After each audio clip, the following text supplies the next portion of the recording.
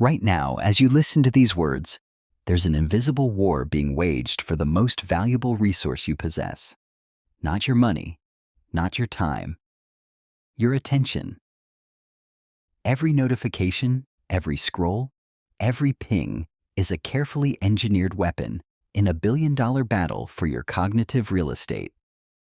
The attention economy has turned you into the product, and unless you understand how this system works, you'll remain trapped in an endless cycle of distraction, anxiety, and lost potential. But here's the truth. They don't want you to know. You can exit this system completely. You can reclaim your focus, restore your mental clarity, and rebuild a life of deep meaning and extraordinary achievement. This is your roadmap to freedom. Before we begin, friends, please consider subscribing to this channel and liking the video. It will help me a lot. You might not think so, but it means the world to me. The attention economy. Exit. Protecting your focus from digital exploitation. Chapter 1. Understanding the attention economy. Welcome to the attention economy, where human focus has become the scarcest and most valuable commodity. Every day, you navigate this marketplace without realizing you're the merchandise being traded. The term attention economy was first coined by economist Herbert Simon in the early 1970s, when he observed that as information became abundant, attention became scarce. Simon recognized a fundamental truth. In a world overflowing with content, the ability to capture and hold human attention would become the ultimate economic asset. Fast forward to today, and his prediction has manifested in ways he couldn't have imagined. The global digital advertising market exceeds $700 billion, with social media advertising alone capturing 35% of this staggering figure. Tech giants like Alphabet, which owns Google and YouTube, generate over $220 billion annually from advertising revenue. Meta, the parent company of Facebook and Instagram, brings in approximately $117 billion yearly. Together, these two corporations control more than half of all global digital advertising dollars. This isn't just business. It's systematic cognitive capture on an unprecedented scale. But what exactly are they selling? Your eyeballs, your clicks, your engagement. Every moment you spend on their platforms is monetized through sophisticated algorithms that have learned exactly how to keep you scrolling, clicking, and consuming. These platforms employ thousands of engineers, psychologists, and data scientists whose sole purpose is to make their services as addictive as possible. They study your behavior patterns, predict your desires, and manipulate your emotions to maximize what they call user engagement. The architecture of the attention economy rests on a deceptively simple business model. Platforms offer free services in exchange for your data and attention. They then package your attention and sell it to advertisers who want to influence your purchasing decisions. But the true cost extends far beyond targeted ads.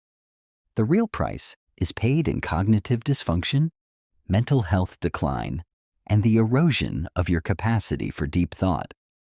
Consider this. The average American now touches their phone over 2,000 times daily. We spend approximately 11 hours per day consuming media across various screens. Young people aged 18 to 24 check their devices an estimated 5,427 times per day. These aren't just statistics. They're symptoms of a system designed to exploit fundamental vulnerabilities in human psychology. The attention economy operates on what researchers call persuasive design and behavioral engineering. These platforms use variable reward mechanisms, similar to slot machines in casinos. When you refresh your social media feed, you never know if you'll find something exciting or mundane. This uncertainty triggers dopamine release in your brain, creating a cycle of anticipation and reward that keeps you coming back for more. Infinite scroll is another powerful mechanism. Unlike traditional media with natural stopping points, like the end of a newspaper or TV program, social media feeds never end. There's always more content, always another post, always something you might be missing. This design choice isn't accidental. It's a deliberate strategy to eliminate natural exit points and keep you engaged indefinitely. Notification systems have been engineered to create artificial urgency. The red badge on your app icon exploits your brain's alertness system, making you feel compelled to check immediately. Each notification interrupts your current activity and pulls your attention toward the platform. Research shows that it takes an average of 23 minutes to fully recover focus after an interruption. With constant notifications, true focus becomes nearly impossible. The platforms also leverage social proof and fear of missing out. When you see that others have liked, shared, or commented on content, your brain interprets this as social validation. You feel compelled to participate or risk being left out. This taps into deep evolutionary programming for social belonging and status within groups. Behind these design choices lies a troubling ethical vacuum. Unlike doctors who take the Hippocratic Oath to do no harm, tech companies face no such constraints. They're free to pursue maximum profit without regard for the psychological damage inflicted on users. There are no ethical parameters built into their income statements, no requirements to consider user well-being alongside shareholder returns. The attention economy also exploits what researchers call cognitive biases, mental shortcuts that helped our ancestors survive, but now make us vulnerable to manipulation. The scarcity bias makes us value things that seem rare or limited. When platforms display messages like, "Only 2 seats left," or "Sale ends in 1 hour," they're exploiting this ancient survival mechanism. The bandwagon effect makes us more likely to do something if we see others doing it, which explains why social media platforms prominently display like counts and follower numbers. The recency bias makes us give more weight to recent information, which is why news feeds prioritize the latest posts, even if they're not the most important. Perhaps most concerning is how the attention economy affects democratic processes and social cohesion. Algorithms prioritize emotionally charged content because it generates more engagement. This means divisive, inflammatory, and polarizing material gets amplified while nuanced, balanced information gets buried. The Cambridge Analytica scandal revealed how personal data harvested from social media could be weaponized to influence elections and manipulate political behavior. But this wasn't an isolated incident. It was simply the most public exposure of practices that continue today in more sophisticated forms. The concentration of attention in just a few companies represents an unprecedented consolidation of power. 5 corporations control the majority of digital attention worldwide: Meta, Alphabet, Tencent, ByteDance, and Amazon. This oligopoly means a handful of executives and their algorithms determine what billions of people see, think about, and believe. The implications for individual autonomy and democratic governance are staggering. Research from multiple universities demonstrates that this system has tangible negative effects on mental health. Studies show correlations between heavy social media use and increased rates of depression, anxiety, loneliness, and sleep disorders. The constant comparison with curated versions of others' lives leads to feelings of inadequacy and low self-esteem. The fragmentation of attention impairs cognitive abilities and makes it harder to engage in sustained, meaningful work. The attention economy also affects children and adolescents with particular severity. Young brains are still developing crucial executive functions and emotional regulation capabilities. Exposure to addictive design patterns during these formative years can alter neural development. Research tracking teens who check social media more than 15 times daily shows altered brain sensitivity in regions critical for decision-making and emotional regulation. These aren't temporary effects. They're potentially permanent changes to brain structure occurring during critical developmental windows. Understanding the attention economy requires recognizing that you're not just a passive consumer. You're an active participant in a system that treats human consciousness as raw material to be mined, processed, and sold. Every click, every scroll, every second of your attention feeds this machine. The platforms become more sophisticated at predicting and controlling your behavior with each interaction. Machine learning algorithms analyze billions of data points to identify patterns that predict what will keep you engaged. They're not optimizing for your well-being or success. They're optimizing for maximum time on platform. But here's what's truly insidious. The attention economy doesn't just steal your time. It reconfigures your brain. Neuroplasticity means your brain adapts to whatever you do repeatedly. When you train yourself to expect constant stimulation, to seek novelty every few seconds, to fragment your attention across multiple streams, you're literally rewiring your neural architecture. You're making it harder to focus deeply, to think critically, to engage with complex ideas, to sit with discomfort, to be alone with your thoughts. Your brain becomes optimized for rapid task switching and shallow processing at the expense of deep contemplation and sustained focus. The good news is that this same neuroplasticity works in reverse. Your brain can heal. Your attention can be reclaimed. Neural pathways can be rebuilt. But first, you must understand the full scope of what you're up against. The attention economy isn't going away. These companies have no incentive to make their platforms less addictive. In fact, they're investing billions in making them more addictive, more engaging, more effective at capturing and holding your attention. You're not powerless in this system. You have agency. You can make different choices. But those choices must be based on clear-eyed recognition of what you're dealing with. The attention economy is not your friend. It does not have your best interests at heart. It will take everything you're willing to give and always ask for more.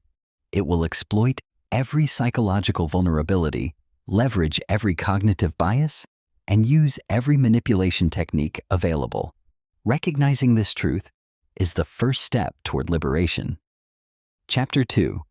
The Neuroscience of Digital Manipulation. Digital technologies hijack your brain's reward systems through literal biological manipulation based on neuroscience research applied with ruthless efficiency. Dopamine, driving motivation and reward seeking, releases more in anticipation of reward than in receiving it. Each phone reach floods your brain with dopamine anticipating what you might find. Uncertainty amplifies response, creating variable reward schedules that casino designers perfected with slot machines. Social media adopted identical psychology. Refreshing your feed provides unpredictable rewards, keeping your brain in constant seeking behavior. Every notification, like, and share triggers dopamine hits. Your brain associates devices with rewards, triggering release merely from seeing your phone. Repeated stimulation desensitizes dopamine receptors. You need more stimulation for the same satisfaction. Addiction's hallmark. What felt exciting becomes merely adequate. Research confirms excessive digital dopamine stimulation creates internet addiction patterns. The prefrontal cortex, responsible for executive function and impulse control, becomes compromised. Brain imaging shows reduced activation in heavy social media users. Rational decision-making capacity literally deteriorates with excessive digital engagement. The amygdala shows heightened reactivity in chronic users, explaining anxiety when separated from devices. Your threat detection system stays in persistent mild stress. Neuroplasticity works against you. Every task switch, notification check, or mindless scroll reinforces neural pathways for distraction. Dr. Gloria Mark's research shows average attention span dropped from 150 seconds in 2004 to 47 seconds recently, with 40-second median. The default mode network, crucial for creativity and self-reflection, shows altered patterns in heavy users. The brain loses capacity for unstructured thinking, leading to insights. You become reactive rather than contemplative. Sleep suffers. Blue light suppresses melatonin, disrupting circadian rhythm. Emotional arousal before bed keeps brains activated when they should wind down. Sleep deprivation impairs memory, learning, and emotional regulation, creating vicious cycles. Understanding these mechanisms enables countermeasures. Your brain's systems have been systematically exploited by expert teams with unlimited resources. But knowledge enables reclaiming control. Recognize that wanting to check phones or feeling anxious without them isn't personal failing. It's predictable results of exposure to engineered technologies. You respond exactly as designed. The design is the problem. These changes aren't permanent. Neuroplasticity works both directions. Your brain can readapt through deliberate action and sustained effort. You must create new neural pathways through focused attention practice and reduced digital engagement. Dopamine recovery studies show improvement begins within 2 weeks of reduced stimulation. Receptors regenerate. Reward sensitivity normalizes. But this requires genuine exposure reduction, not minor tweaks. You cannot negotiate with these systems or use them moderately while expecting cognitive sovereignty. Platforms undermine moderation by design. The only winning move is radical reduction or complete elimination of the most manipulative technologies. Your brain is your most valuable asset for experiencing life, creating value, building relationships, and pursuing meaning. Allowing profit-driven algorithms to hijack it surrenders your humanity. Chapter 3. Recognizing the cost. Before exiting, fully acknowledge what this costs you in concrete, measurable losses across every life dimension. Spending 11 hours daily on screens equals 4,015 hours yearly. Over a decade, that's 40,150 hours, nearly 5 years consumed by digital media. The attention economy has claimed what should have been your life, but quality matters most. Constant digital interruption prevents deep focus necessary for meaningful work. After each interruption, recovering previous concentration takes 23 minutes. Multiple hourly notifications essentially prevent ever reaching deep focus. Workers who frequently check phones produce 40 to 60% less value than focused counterparts. If you earn $50,000 annually, distractions cost $20,000 to $30,000 in lost earning potential yearly. Over careers, that's hundreds of thousands in unrealized income. Deep work, focused cognitive activity creating real value, is increasingly rare and valuable. Allowing digital tools to fragment attention directly undermines career advancement and professional value. Innovation requires extended, uninterrupted contemplation. When did you last have a truly original thought? For most trapped in the attention economy, such experiences became vanishingly rare. Studies show phone presence during conversation reduces interaction quality. When with loved ones but mentally checking digital connections, you're physically present but psychologically absent. Relationships become shallow and unsatisfying. Children need attention for secure attachment, emotional regulation, and social skills. Constantly distracted parents' children exhibit more behavioral problems, lower achievement, and higher anxiety rates. Depression, anxiety, and loneliness rates surged alongside social media adoption. Constant social comparison creates perpetual inadequacy. You see curated highlight reels of others' lives and feel less successful, attractive, and interesting. Physical health suffers. Sedentary screen time contributes to obesity and cardiovascular disease. Text neck causes chronic pain. Eye strain leads to headaches. Sleep disruption impairs immune function. The autonomy cost is insidious. Every automatic notification response, unintended scroll, or unconscious phone check demonstrates lack of control. Your behavior is shaped by external forces optimized for their benefit.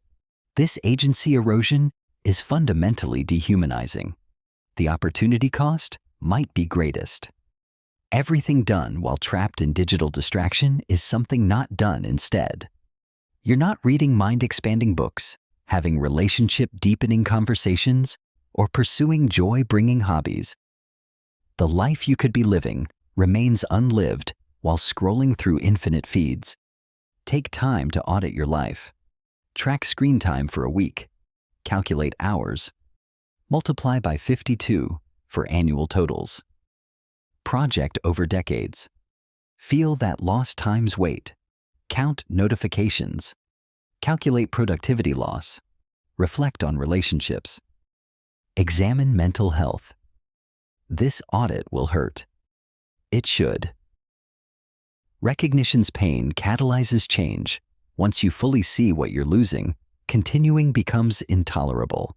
You'll find motivation to take necessary aggressive action. Chapter 4. The Deep Work. Revolution. Now we turn from diagnosis to prescription. The antidote to the attention economy exists, and it's called deep work. This concept, articulated most compellingly by computer scientist Cal Newport, represents a revolutionary approach to knowledge work in the digital age. Deep work is professional activities performed in a state of distraction-free concentration that push your cognitive capabilities to their limit. These efforts create new value, improve your skills, and are hard to replicate. Contrast this with shallow work. Non-cognitively demanding, logistical-style tasks, often performed while distracted. Shallow work tends not to create much new value and is easy to replicate. Think emails, meetings, administrative tasks, and social media engagement. While some shallow work is necessary, most modern workers spend the vast majority of their time on these activities while wondering why they feel unfulfilled and unproductive. The deep work hypothesis states that the ability to perform deep work is becoming increasingly rare at exactly the same time it's becoming increasingly valuable in our economy. Those who cultivate this skill will thrive. Those who don't will be left behind. This isn't speculation. It's observable economic reality. The knowledge workers who can consistently do deep work are the ones creating disproportionate value, commanding premium compensation, and building extraordinary careers. Why is deep work so valuable? Because it's the only way to master complicated new information and produce high-quality work quickly. The modern economy rewards expertise and exceptional output. You cannot become world-class at anything or produce anything world-class without sustained focus. Fragmented attention produces fragmented results. Distracted work produces mediocre output. Deep work produces excellence. The rarity of deep work makes it even more valuable. As the average worker becomes increasingly distracted, anyone who can maintain sustained focus gains massive competitive advantage. In a world where everyone is scattered, focused becomes superpower. The market will reward this rare ability with premium compensation, career advancement, and professional recognition. But deep work isn't just economically valuable, it's psychologically fulfilling. Research by psychologist Mihaly Csikszentmihalyi on flow states shows that people are happiest when engaged in challenging activities that demand their full attention. The satisfaction that comes from producing something meaningful through concentrated effort far exceeds the fleeting pleasure of digital distraction. Deep work, paradoxically, often feels difficult in the moment, but leaves you feeling accomplished and energized afterward. Shallow work feels easy, but leaves you depleted and dissatisfied. Cultivating a deep work practice requires rejecting core assumptions of the attention economy. You must accept that you cannot stay constantly connected and produce deep work. These goals are incompatible. You must build routines and structures that protect your attention from digital interruption. Cal Newport identifies several philosophies for implementing deep work. The monastic philosophy involves radical minimization of shallow obligations and distractions. Practitioners following this approach are often hard to reach, don't use social media, and have assistants manage communication. This works for people whose professional value is primarily created through deep thinking and creative output. Famous examples include Bill Gates taking think weeks in isolated cabins, or authors like Neil Stephenson, who are notoriously difficult to contact. The bimodal philosophy divides time into deep and shallow periods. You might work in complete isolation for several days or weeks, then handle all shallow obligations in compressed periods. This works well for people like academics who need extended stretches for research interspersed with teaching and administrative duties. Carl Jung maintained both a busy practice in Zurich and a retreat in the woods where he'd disappear for extended periods of concentrated work. The rhythmic philosophy establishes a daily deep work habit, typically working in the same place at the same time for the same duration. Many people find success with this approach because the ritual eliminates decision fatigue about when and where to work deeply. You might dedicate the first 4 hours of every workday to deep work with 0 exceptions. The consistency makes it easier to enter deep focus quickly because your brain learns to expect it. The journalistic philosophy involves fitting deep work into your schedule whenever possible. Journalists like Walter Isaacson can shift into deep work mode quickly because they've trained this capacity through repeated practice. This approach is challenging because it requires confidence in your ability to focus on demand and doesn't provide the psychological comfort of routine. Regardless of which philosophy you adopt, certain principles support all deep work practices. First, you need rituals and routines that make deep work habitual. Where will you work? For how long? What tools will you use? What rules will govern your session? Answering these questions in advance eliminates the need to use willpower during actual work sessions. Routine conserves mental energy for the work itself. Second, you need grand gestures that raise the stakes and provide external structure. This might mean renting a cabin for a week to finish a major project, booking a hotel room to write without interruption, or joining a co-working space specifically for focused work.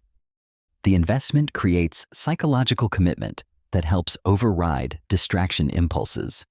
J.K. Rowling famously checked into a luxury hotel to finish the final Harry Potter book, using the financial commitment and change of environment to maintain focus.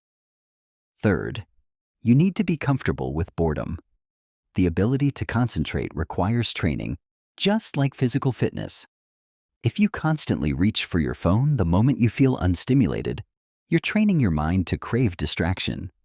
You must deliberately practice being alone with your thoughts, tolerating discomfort, and resisting the urge to seek digital stimulation. This might mean taking walks without podcasts, standing in line without scrolling, or sitting quietly without checking your phone. Boredom tolerance is a muscle that atrophies without use. Fourth, you need to drain the shallows aggressively. Schedule every minute of your day, not to be rigid, but to ensure you're deliberate about how time is allocated. Limit time spent on shallow work. Batch email and meeting times into compressed periods. Learn to say no to commitments that don't strongly support your core objectives. Treat your time and attention as sacred resources, not to be wasted on activities that create little value. This might feel harsh initially, but it's necessary protection for your capacity to do deep work. Fifth, you need to quit social media or drastically limit its presence in your life. Newport is uncompromising on this point. Social media is fundamentally incompatible with deep work. The fragmentation of attention, the behavioral conditioning, and the psychological manipulation inherent in these platforms directly undermine your capacity for sustained focus. You cannot become exceptional at cognitively demanding work while maintaining an active social media presence. The neural pathways required for each are mutually exclusive. This recommendation often provokes strong resistance. People protest that they need social media for their career, to stay informed, to maintain relationships. These objections rarely withstand scrutiny. Very few people actually need social media for professional success. Plenty of highly successful people have no social media presence at all. You don't need social media to stay informed. News aggregators and carefully selected sources serve better without the manipulation and distraction. You don't need social media to maintain meaningful relationships. In fact, it actively degrades relationship quality by substituting shallow digital interaction for genuine connection. The craft deep work principle emphasizes treating your work with the seriousness of a craftsman. Take pride in producing quality output through focused effort. See yourself as an artisan honing your craft rather than a knowledge worker checking boxes. This mindset shift elevates work from obligation to calling, making deep work intrinsically meaningful rather than merely instrumentally valuable. When you view your work as craft, you naturally want to perform it at the highest level, which requires and justifies the protection of your attention. Implementing a deep work practice requires measurement and accountability. Track your deep work hours. Notice patterns. What times of day work best? What locations? What preparations? Refine your practice based on data. You might discover you're most focused in early morning, or that certain music helps you concentrate, or that having a specific pre-work ritual helps you transition into deep focus. Share your commitments publicly to create social accountability. Join or create a mastermind group of others pursuing deep work. Regular check-ins and progress reports help maintain momentum when motivation wanes. The benefits of a deep work practice extend far beyond professional productivity. You'll rediscover the satisfaction of creation, the joy of mastery, the peace that comes from undivided attention.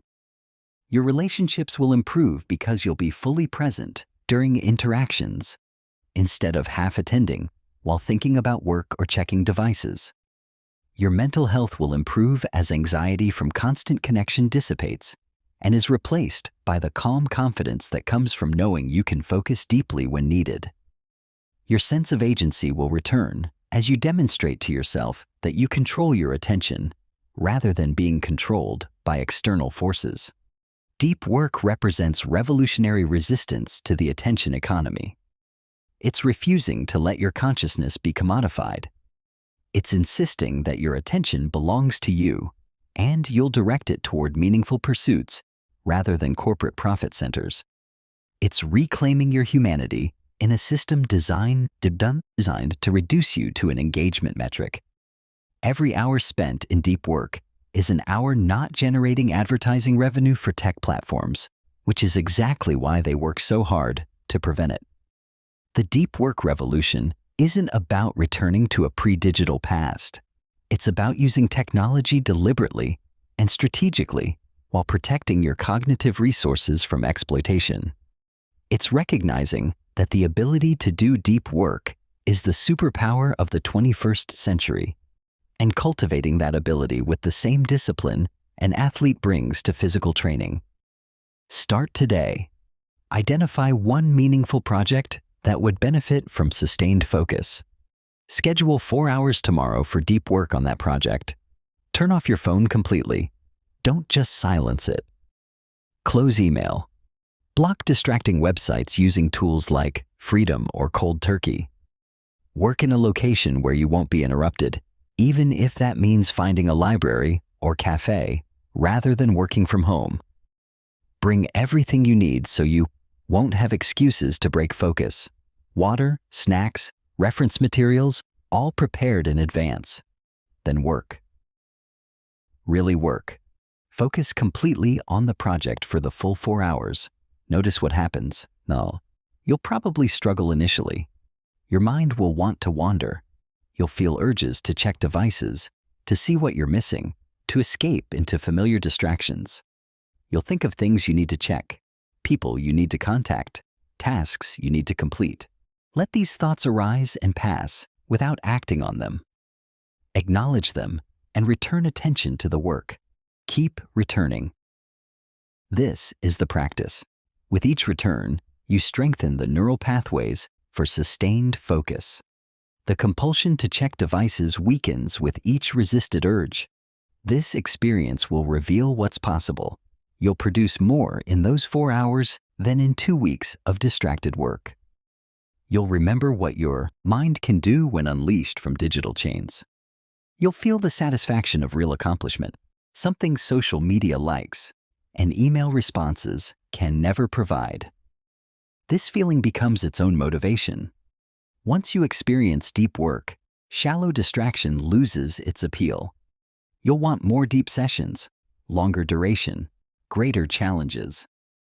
This positive feedback loop propels you toward mastery and keeps you committed even when discipline is required. Chapter 5. Digital Minimalism as a Philosophy. While deep work provides a method for professional productivity, digital minimalism provides the underlying philosophy that addresses your entire relationship with technology. While deep work focuses specifically on how you work, digital minimalism addresses how you live. It's a comprehensive framework for thoughtful, intentional technology use in all areas of life. Digital minimalism is a philosophy of technology use in which you focus your online time on a small number of carefully selected and optimized activities that strongly support things you deeply value, then happily miss out on everything else. This approach stands in stark contrast to the maximalist default, where you use whatever technologies are popular, convenient, or marketed to you without critical evaluation. The philosophy rests on 3 core principles. First, clutter is costly. Digital tools are not value-neutral additions to your life. They consume time and attention, even when they provide minor benefits. Multiple small advantages don't add up to major improvement. Instead, they fragment your existence and prevent depth in any area. Second, optimization is important. It's not enough to simply identify technologies that support your values. You must think carefully about how you'll use them to maximize benefit while minimizing cost. This might mean using a platform in specific, constrained ways rather than engaging with all its features. Third, intentionality is satisfying. Making deliberate choices about what technologies deserve your attention creates autonomy and purpose. The minimalist lifestyle isn't about sacrifice or deprivation. It's about building a life around things that truly matter and confidently ignoring everything else. Implementing digital minimalism begins with a 30-day digital declutter. This intense reset period allows you to break addictive patterns and rediscover what matters. During the declutter, you take a complete break from optional technologies in your personal life. Work-required tools can continue if absolutely necessary, but you aggressively eliminate personal digital entertainment, social media, news websites, and other non-essential platforms. The declutter feels jarring initially. You'll experience withdrawal symptoms similar to giving up any addictive substance. Anxiety about what you're missing, boredom without your usual digital pacifiers, strong urges to check devices. These symptoms are normal and expected. They're evidence that these technologies had become genuine addictions. Push through these uncomfortable feelings. They peak around day 4 or 5, then gradually diminish. By week 2, you'll start feeling mental clarity return. By week 3, you'll wonder why you ever thought you needed these technologies. Crucially, the declutter period must be filled with high-quality leisure activities that provide genuine satisfaction. Don't just eliminate digital tools and leave a void. Replace compulsive scrolling with reading physical books. Replace social media browsing with actual social interaction. Replace passive content consumption with active creation. Replace digital entertainment with physical activities. Many people discover that digital tools had been filling time they could have spent on pursuits that actually fulfill them. After 30 days, you don't simply resume your old patterns. You thoughtfully reintroduce only those technologies that pass rigorous evaluation. For each tool you're considering bringing back, ask, does this technology directly support something I deeply value? Is this the best way technology could support this value? Could I optimize my use or find a better alternative? What's my rule for how and when I'll use this technology? Only tools that pass this screening earn a place in your minimalist technology portfolio. Everything else stays eliminated permanently. You might reintroduce messaging platforms for coordinating with close friends and family, but not social media feeds. You might use professional networking sites in specific, time-bound ways, but not as general browsing destinations. Operating procedures specify exactly how you'll use each reintroduced tool. These rules prevent the slippery slope back into problematic patterns. Your operating procedure for text messaging might be respond to messages twice daily at noon and 6 p.m., never while working or with other people. Keep phone in another room to avoid automatic checking. Clear rules make technology serve your purposes rather than the reverse. Digital minimalism applies specific practices beyond technology selection to reclaim attention and rebuild meaningful offline life. The practice of solitude, time alone with your thoughts free from input from other minds, is essential for mental health and self-knowledge. Yet many people now experience chronic solitude deprivation, never spending even minutes without podcasts, audiobooks, or social media content filling their minds. Regular solitude practice might mean taking long walks without devices, sitting quietly without entertainment, or allowing your mind to wander during everyday activities. Initially uncomfortable for those unaccustomed to it, solitude becomes increasingly valuable with practice. Conversation-centric communication prioritizes real-time, voice-based conversation over digital messaging and social media interaction. Texting and email can supplement conversation, but cannot replace it. The bandwidth of voice communication allows for nuance, tone, emotion, and authentic connection, impossible through text. Minimalists deliberately schedule phone calls and in-person visits with important people rather than relying on low-quality digital touchpoints. Reclaim leisure by identifying activities that require skill development, physical presence, or meaningful social interaction. Learn a musical instrument. Take up woodworking or another craft. Join a running club. Volunteer for a cause you care about. These pursuits provide rich, fulfilling experiences that scroll-based entertainment cannot match. The Amish approach to technology provides a useful model. Contrary to popular belief, the Amish don't simply reject all technology. They carefully evaluate each new tool based on how it would affect their community values. If a technology strengthens family bonds and community connection, they might adopt it. If it would undermine these values, they reject it. Digital minimalists can apply similar discernment. Attention resistance involves actively resisting cultural pressure to be constantly available and responsive. You don't need to reply to messages immediately. You don't need to maintain accounts on multiple messaging platforms. You don't need to be reachable at all times. Setting boundaries around your attention isn't rude. It's essential self-care. Create technology-free zones in your physical environment. Bedrooms should be phone-free sanctuaries dedicated to sleep and intimacy. Dining areas should be conversation spaces, not screen zones.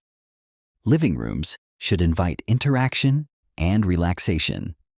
These spatial boundaries reinforce healthy technology norms. Minimize notifications aggressively across all devices and platforms. Turn off all non-essential alerts. Most people need notifications for phone calls and text messages from close contacts. Everything else should be silenced permanently. Check these platforms on your schedule, not when they demand your attention. Digital minimalism is profoundly countercultural in current society. You'll face skepticism, mockery, and pressure to conform to connected norms. Stand firm. Your attention, time, and mental health are worth protecting. Most people will respect your stance once they see you're serious. Chapter 6. Attention Restoration Through Nature. Attention restoration theory explains how to actively rebuild depleted cognitive resources.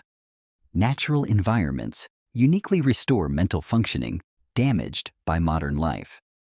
The theory distinguishes between directed attention and involuntary attention.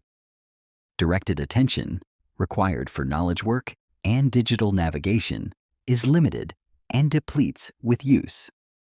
When low, you experience attention fatigue, difficulty concentrating, increased distractibility, impaired decision-making.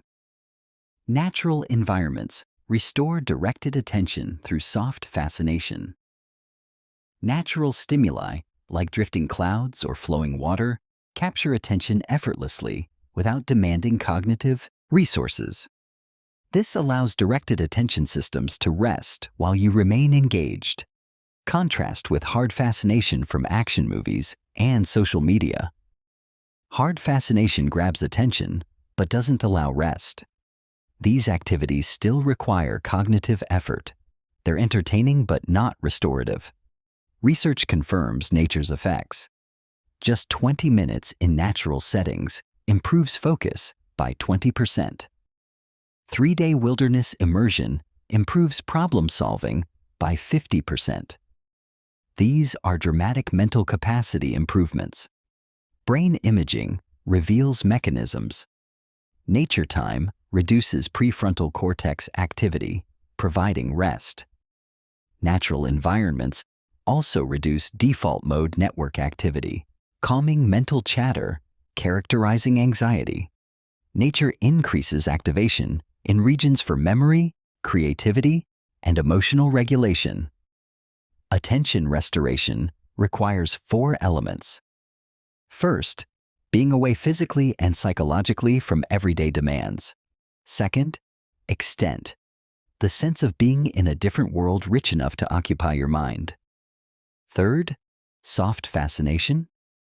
Fourth, compatibility, alignment between your inclinations and supported activities.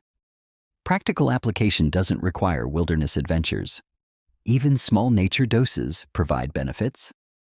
A 20-minute park walk improves afternoon focus. Tree views from workspaces reduce stress. Minutes watching clouds provide micro-restorations. Forest bathing formalizes attention restoration. It involves slowly walking through forests while mindfully engaging sensory experience. Research shows significant reductions in cortisol, blood pressure, and anxiety. Movement in nature amplifies effects. Walking, hiking, or cycling in natural settings combines exercise benefits with attention restoration. Make attention restoration through nature non-negotiable. Schedule it like important meetings. Start with 20 minutes daily. Walk in parks. Eat lunch outside. Take evening strolls. During nature time, leave devices behind or silenced. Half of nature's value comes from disconnection. Be present. Observe without documenting. Nature reminds us we're biological beings. We evolved in natural environments over millions of years. Our nervous systems developed in relationship with earth, sky, and weather patterns. Depriving yourself creates dysfunction. Restoring regular nature contact meets fundamental requirements for human flourishing. Chapter 7. Mindfulness and Mental Fortification. Complementing nature's restorative effects is mindfulness, mental training practices that rebuild focused attention capacity. While nature restores through external environment, mindfulness trains attention from within. Mindfulness means present moment awareness cultivated through intentional attention practice. Modern neuroscience has validated what contemplatives long knew. Regular mindfulness practice creates measurable brain structure and function changes. The foundational practice is focused attention meditation. This involves directing attention to a chosen object, usually breath, and repeatedly returning attention when mind wanders. This sounds simple but proves challenging because untrained minds wander constantly. This difficulty isn't failure, it's the point. Every time you notice wandering and return attention to breath, you strengthen neural circuits for sustained focus. The mind wanders, you notice, you return focus. This is one repetition. Thousands of repetitions over weeks and months produce lasting attention capacity changes. Research confirms effects. Just 13 minutes daily meditation for 8 weeks improves attention and memory while reducing stress. Brain imaging reveals increased gray matter density in regions associated with attention, memory, and emotional regulation. The anterior cingulate cortex, crucial for attention control, shows increased activation. The prefrontal cortex develops enhanced connectivity. The hippocampus grows denser. The amygdala actually shrinks and shows reduced reactivity. These changes translate to practical benefits. Meditators demonstrate superior attention task performance. They focus longer, resist distraction better, and switch attention more effectively. They show improved emotional regulation and greater psychological resilience. Beyond focused attention, several practices offer specific benefits. Open monitoring meditation involves observing thoughts and sensations without controlling them. This develops metacognitive awareness, ability to observe thinking without being dominated by it. Body scan meditation systematically directs attention through body parts, noticing sensations without judgment. This rebuilds mind-body connection that digital life severs. Mindfulness of breath provides an always available attention anchor. Your breath is always present. When becoming scattered, anxious, or reactive, return attention to breathing. This interrupts automatic patterns and returns you to intentional awareness. Mindfulness reveals how often you reach for devices unconsciously, driven by habit rather than intention. Develop a practice of pausing before device use. Before checking phones, take 3 conscious breaths. Ask what you're hoping to find. This brief pause often reveals urges are habitual rather than purposeful. Notice physical sensations accompanying device urges. Where do you feel the pull in your body? Observing sensations with curiosity, rather than automatically acting, creates space for choice. Mindfulness helps manage withdrawal symptoms during digital declutters. Anxiety, restlessness, and device cravings are normal during first 2 weeks. Mindfulness practice helps observe experiences without being overwhelmed. You watch difficult emotions and sensations arise, peak, and pass without needing to eliminate them through compulsive checking. Meditation counters dopamine dysregulation caused by digital addiction. Regular practice helps normalize reward system function. You become less dependent on external stimulation for baseline contentment. Common obstacles include impatience and expecting quick results. Mindfulness requires patience. Benefits accumulate gradually over months of consistent practice. Some days feel wonderful. Others won't. Both are part of practice. The key is consistency. Commit to daily mindfulness practice for at least 8 weeks. 20 minutes per day is ideal, but even 10 minutes provides benefits. Consistency matters more than duration. Practice at the same time daily to build habit strength. Start right now. Set a timer for 5 minutes. Sit comfortably. Close eyes. Bring attention to breathing sensation. When mind wanders, gently return attention to breath. That's the entire practice.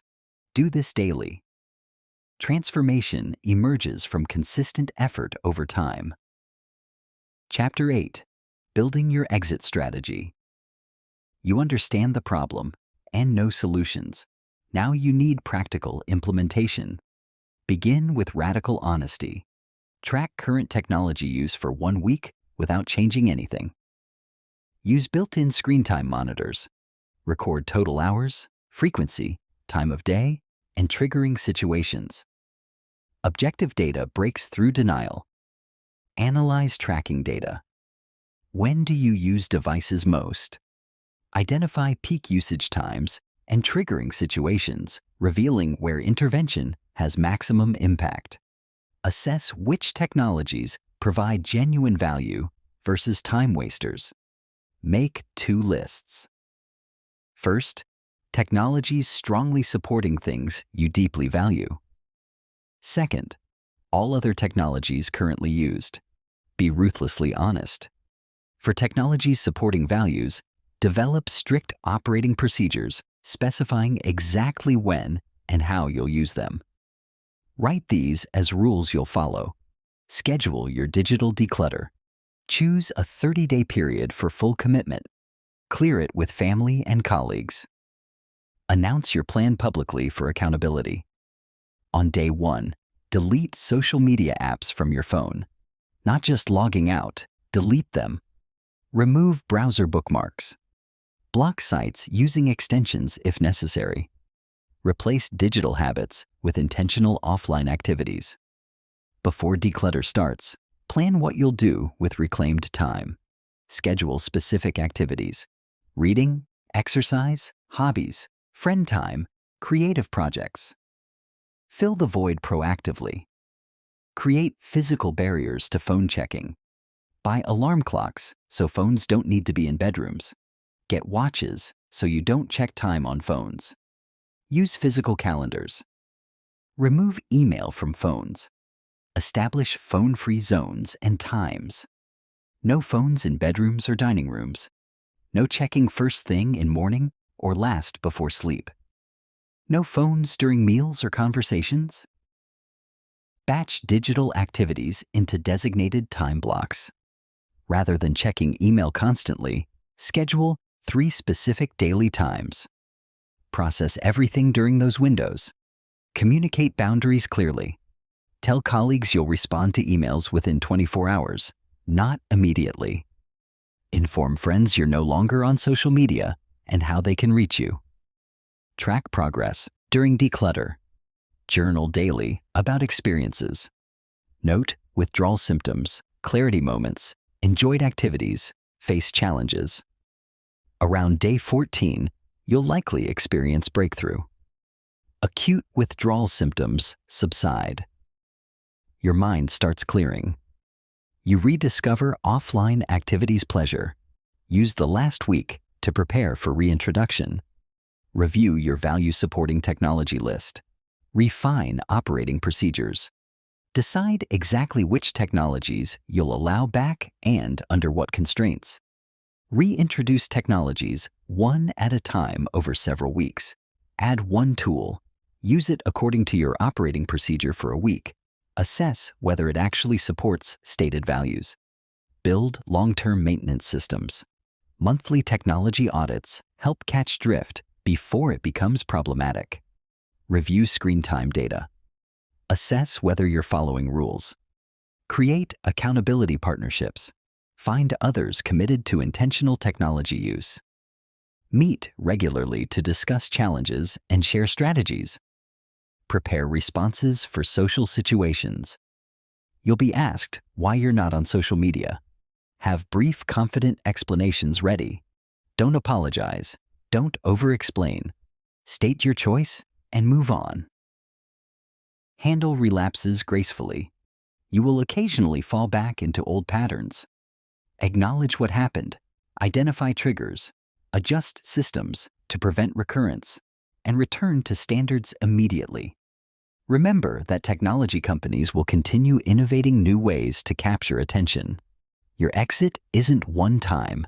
It's ongoing practice of vigilance, regular assessment, and willingness to adjust.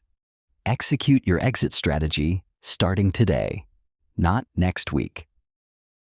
Today, choose your declutter start date. Block it on your calendar. Tell people about your commitment. Your future self will thank you. Chapter 9. Sustaining your freedom. Exiting is difficult. Staying out is harder. This chapter addresses long-term challenges of maintaining freedom. The biggest challenge is cultural pressure to reconnect. Modern society assumes everyone is available, responsive, and connected. Opting out marks you as different. Expect resistance. Remember that your technology use decisions aren't subject to democratic vote. Others' discomfort doesn't obligate you to change. Some relationships may not survive your platform exits. This reveals truth. Relationships existing only through social media aren't real relationships. Genuine friends will find ways to stay connected despite platform absence. Create rituals reinforcing values. Morning routines without device checking set tones for intentional days. Evening routines, including reading or conversation, support sleep and relationship quality. Develop support networks of others committed to intentional technology use. Local meetups provide better support than online communities. Guard against technology, drift vigilantly. Slow creep of digital distraction back into life happens imperceptibly. You allow one exception to rules, then another. Within months, you've recreated escaped patterns. Regular audits catch drift before it becomes problematic. When noticing drift, implement reset weeks. Return to strict declutter conditions for 7 days to break accumulating patterns. Remember why you exited. Regularly revisit reasons for choosing this path. Reread declutter journals. Notice life quality changes. Remind yourself what you've gained and what you'd lose returning to old patterns. Embrace being countercultural. You're choosing values over convenience, depth over breadth, presence over connection, autonomy over algorithm. Own this position proudly. Find meaning in offline life. The reason people struggle maintaining distance from digital platforms isn't primarily technology's addictiveness. It's that offline life has become impoverished. You need compelling reasons to be present. Develop passions, relationships, and pursuits, making offline life preferable. Continue practices even when they feel unnecessary. When life is going well and you feel little temptation toward old patterns, that's when discipline matters most. Prevention is easier than recovery. Adapt approaches as circumstances change. Life transitions don't mean abandoning values. They mean adapting how you protect them. Practice gratitude for reclaimed attention. Regularly acknowledge the gift you've given yourself. Notice moments of peace, instances of sustained focus, experiences of genuine presence with loved ones. Share experiences with others, but don't evangelize. When people ask about technology use, share honestly about journeys and benefits, but don't try convincing skeptics. Leading by example proves more effective than preaching. Build capacity to tolerate discomfort. Much device checking is emotion regulation, avoiding boredom or difficult feelings through distraction. Learning to sit with discomfort without immediately escaping is essential for long-term success. Sustaining freedom requires the same qualities achieving it required: honesty, courage, discipline, and commitment to values. Initial change draws on motivation from dissatisfaction with current conditions. Sustained change draws on satisfaction with improved conditions. You've reclaimed attention. You've rebuilt capacity for focus, presence, and depth. You've rediscovered meaning beyond screens. Now protect these gains fiercely. Your attention is your most valuable resource. Your life is yours to live. Don't give these away to systems designed to exploit them. Conclusion: the path forward. You stand at a crossroads. One path leads back into the attention economy with its promise of connection, hiding manipulation reality. The other leads toward freedom, focus, and flourishing. Toward life of depth rather than distraction. Toward genuine human connection rather than algorithmic simulation. The choice seems obvious, stated clearly. Yet billions choose the first path through passive acceptance of defaults. They don't realize there's a choice. But you now know better. You understand manipulation mechanisms. You've learned escape strategies. You possess knowledge necessary for liberation. Understanding alone changes nothing. Knowledge without action is entertainment, not transformation. You must decide, then act, then persist. Decision happens in a moment. Action requires days and weeks. Persistence demands years and decades. All three are necessary. Consider what's at stake. Not just abstract ideals, but concrete daily experience reality. Relationship quality, work depth, inner life richness, health vitality, choice authenticity, existence meaning. Everything making life worth living depends on attention quality and how you direct it.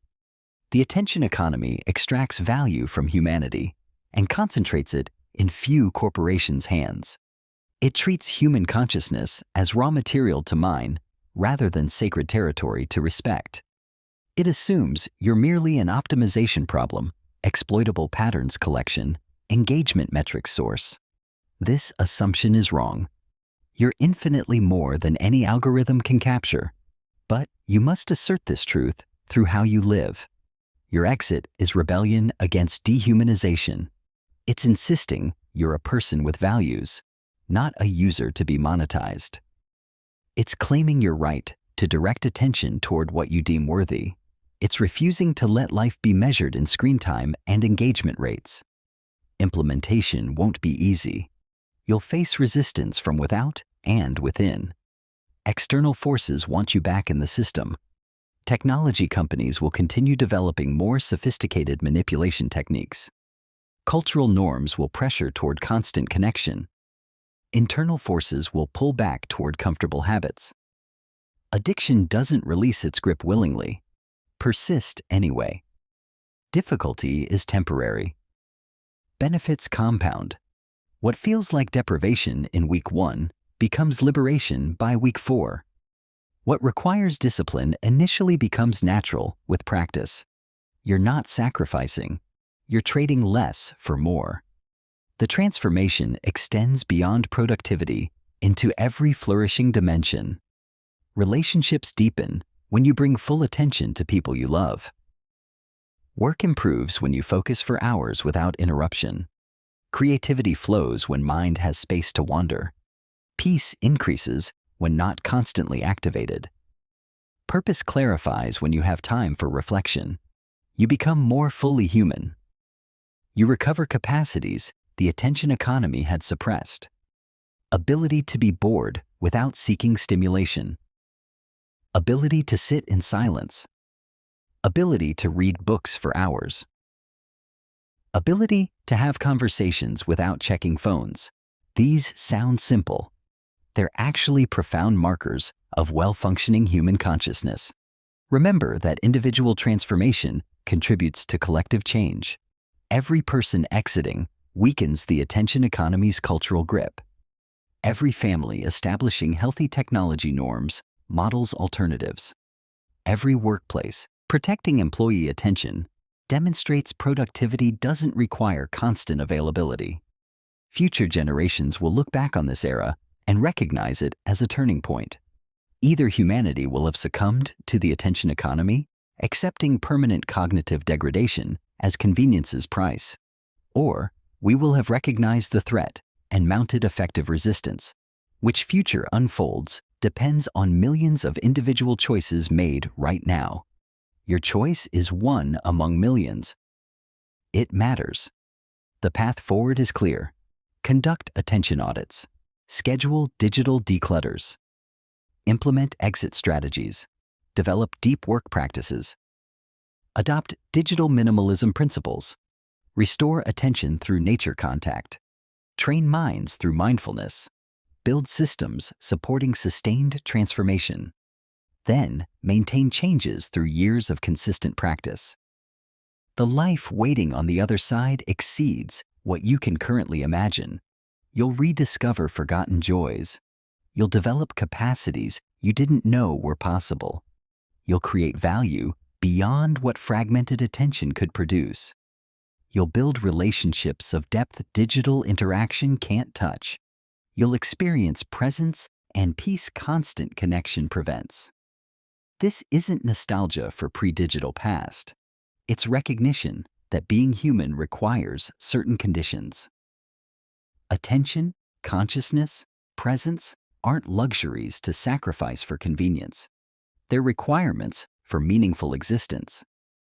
Technology should serve human flourishing, not undermine it. You have everything needed to begin. Not perfect conditions, sufficient knowledge, and clear direction. Not complete certainty, enough understanding to take first steps. Not guaranteed success, genuine opportunity for transformation. The question isn't whether you have what you need. The question is whether you'll use what you have. Begin today, right now. Make one change immediately. Delete one app. Schedule one deep work session. Take one phone-free walk. Commit to 1 week of reduced screen time. Make the first move toward freedom. Then, make the next move. Then the next. Momentum builds from action, not planning. You can't think your way into new living. You must live your way into new thinking. Each small action strengthens capacity for larger actions. Each maintained boundary makes the next easier to hold. Each moment of genuine presence reveals what you've been missing. The attention economy wants you to believe you're powerless, that resistance is futile, that everyone's stuck, so you might as well accept it. This is a lie designed to maintain the system. You're not powerless. Resistance is effective. Escape is possible. Freedom awaits. Your attention is yours. Your consciousness belongs to you. Your life is your own. Reclaim them. Protect them. Direct them toward what matters. Exit the attention economy. Enter a life of depth, meaning, and authentic human flourishing. The path is clear. The choice is yours. Choose well. Choose now. Choose freedom. If this audiobook has resonated with you, if you're ready to reclaim your attention and transform your life, take action right now. Subscribe to the Emberly Audiobook channel for more content that empowers your personal growth journey. Hit the like button to support this message, reaching others who need to hear it. Most importantly, leave a comment sharing your biggest takeaway or your commitment to change. Tell us, which practice will you implement first? What's one digital boundary you'll establish today? Your public commitment strengthens your resolve and inspires others. Remember, your attention is your most valuable asset. Protect it fiercely. Live intentionally. Be fully present. Your best life awaits beyond the screen.